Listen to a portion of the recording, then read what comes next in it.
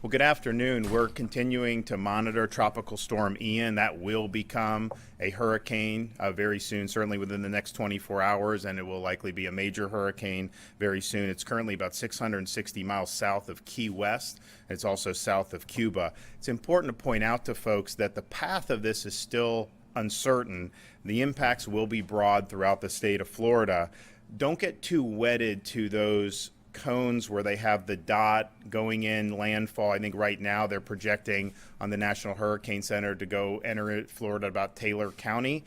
And it's important to know what that means. That really is an estimate of a variety of different models. There are some models that want to tug this thing more deep into the Florida Panhandle. There are also some that want to bring it for landfall in the Tampa Bay region. So from the Tampa Bay area all the way up to Escambia County along Florida's Gulf Coast, you could potentially see it make landfall in any of those places as of right now. Now, as this goes, there'll be more clarity.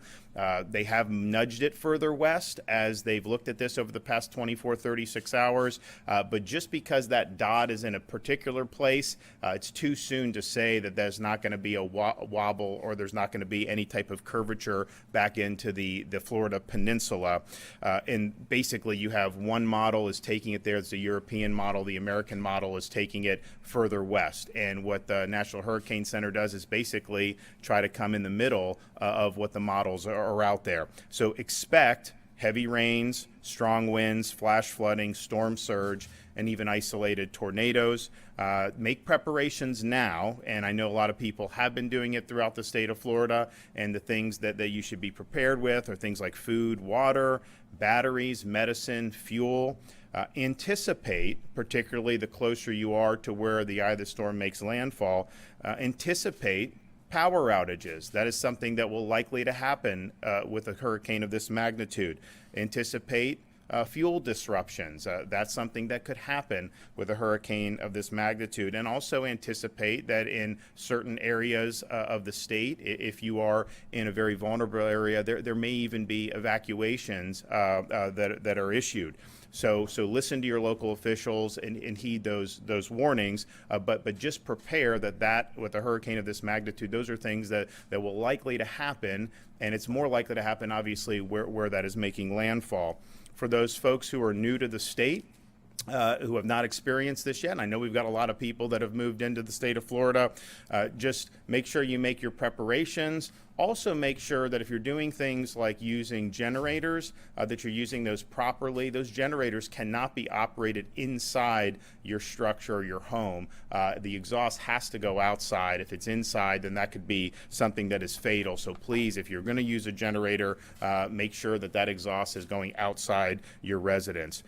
We have declared a state of emergency for all 67 counties, given the uncertainty of the path of the storm. We've done things like waive weight restrictions for commercial trucks. We want to ensure that adequate resources are able to be brought into the state of Florida.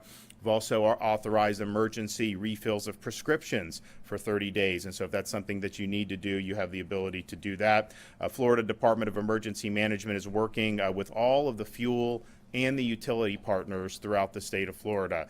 Once this storm hits, there's going to be a need and a strong effort to get the power back on for as many people as quickly as possible, and they are working with those partners. We have activated the Florida National Guard. They are activating 2,500 guardsmen at the moment, and if there is a need for more, then we could do more, and our state EOC is at a level 1. I want to thank everybody for working hard, not just here at the state of Florida, but also at all our local counties who do a really good job with emergency preparedness and emergency management. We're going to keep monitoring the track of this storm, but it really is important to stress the degree of uncertainty that still exists. And so anybody from Tampa Bay all the way to Escambia County, there are different tracks that would take it into any one of those places. And then I would also say to other Floridians, even if you're not necessarily right in the eye of the path of the storm, there's going to be pretty broad impacts throughout the state. You're going to have wind, you're going to have water. There could be flooding on the east coast of Florida as a result of this. It's a big storm. So just prepare for that and understand that that's something that may happen. I'm going to have Kevin Guthrie come up and give an update from the emergency management. Thank you, Governor. Thank you, Governor, for your steadfast leadership and unwavering support to the division as we continue the preparations and our response to Tropical Storm Ian. Tropical Storm Ian is expected to become a hurricane later today, tonight, possibly tomorrow morning, and reach major hurricane strength by Monday. Regardless of Ian's expected track intensity, we are preparing for dangerous storm surge. I would just mention that these models, while it all has Ian going up to a Cat 4, that envelope of water will not stop due to high pressure or dry air. That has no bearing on storm surge. So we could see a situation where we have Cat 4 storm surge and potentially a Cat 1 or 2 hurricane landfall. At this time, the division is currently holding twice daily calls for all 67 county emergency management officials and state agencies to coordinate proactive actions and needed resources ahead of this potential storm. The division has received to date 122 resource requests for Tropical Storm Ian from our county partners. Requests are currently being processed and are either en route or being mobilized at this point. This includes the coordination of resources such as trucks of food and water, generators, pumps, and emergency personnel. We are identifying potential logistical staging areas and working with our counties on points of distribution to ensure food and water are readily available if the county should request it. Specifically in the area of food and water, we are loading, and by today we will have loaded 360 trailers with more than 2 million meals and more than 1 million gallons of water to be ready to be sent into impacted areas. Throughout the hurricane season, we have been urging Floridians to make a plan, build their disaster supply kit, and remain vigilant. If you have not done so, please go to our website at floridadisaster.org to start doing those things immediately.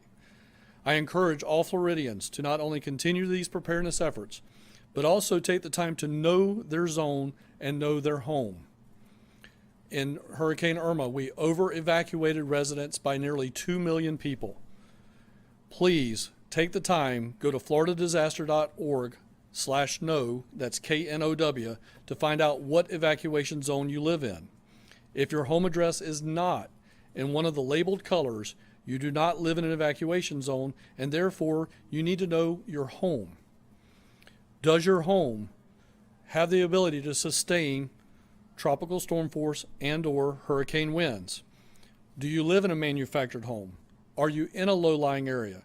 If you're in a manufactured home, low-lying area, or some other structure that cannot sustain winds, you will need to evacuate when your local emergency manager asks you to do so. However, if you are not in an evacuation zone and your home is able to withstand winds, you may choose to shelter in place. You need to be prepared for sheltering in place.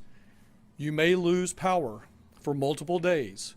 Make sure you have enough food and water that you can prepare while you're sheltering in place.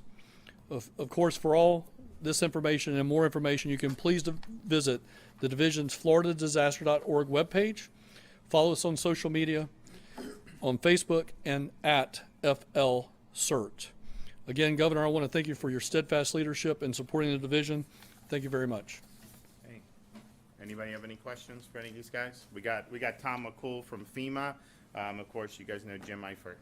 Yeah, can we get a comment about the President's response so far to your request for assistance? We appreciate it. We're thankful. I spoke with the FEMA Administrator, Criswell, I believe on Friday, and they stand by ready to help. So we appreciate that quick action. Isn't there a regional states aid agreement? Has that been invoked yet? Or? I believe the regional agreement you talk about is the Emergency Management Assistance Compact. That is activated right now. We are certainly resourcing some resources from around the country, although not through EMAC. We're doing it through the federal's resource request form. Do you want to talk very briefly about the? I'll just go ahead and take it. We have already requested urban search and rescue teams to be on standby. I know FEMA is mobilizing those. We have already requested medical transport units, and FEMA has already filled that mission, and those units are moving into the Orlando area right now from FEMA. And if we do need regional assets from other states, those states stand by ready to assist. I've already received calls from every state in the Southeast region, and they are ready and ready to go and help us here in our time of need. Governor and or Mr. Guthrie, have you talked to FEMA at all about the reimbursement rate, how much they're actually going to cover? I know with Michael, because it was in a poor part of the state, they did 100% coverage. So the default is the 75-25 to start, and then the request would have to be beyond that, and that's something that we would be prepared to make, of course, if we end up having a really, really significant impact. And that was instrumental in Michael because we got 100% reimbursement for 45 days, and then we got 90% for every day after that. And you had a Category 5 hurricane that leveled communities there. So you had places like Mexico Beach, their annual budget, I think, was $3 million, and their debris costs were $100 million or something. I mean, so obviously they needed that support. But so we will be requesting whatever we need to make sure Florida communities get through this. I would just stress again, though, these they're going to put out another advisory at 5 o'clock. They may move the track a little bit.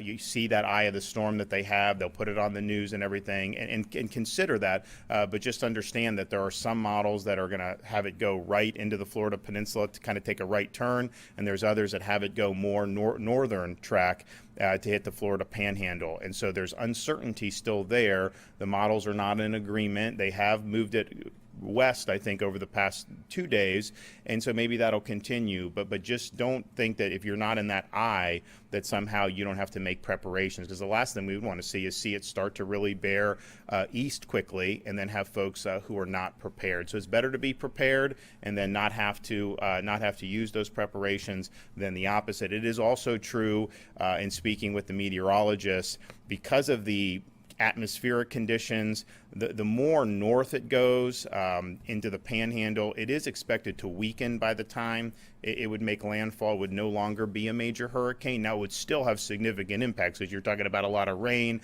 you're talking about surge, you're talking about flooding. But I know a lot of our friends, particularly in Bay County and beyond, they dealt with a tornado 4 years ago with Michael, and that just caused huge destruction from the wind.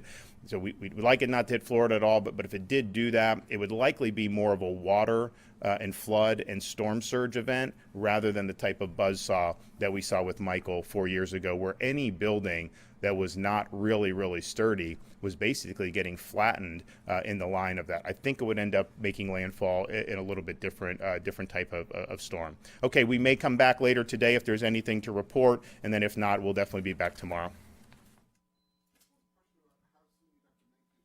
About evacuation.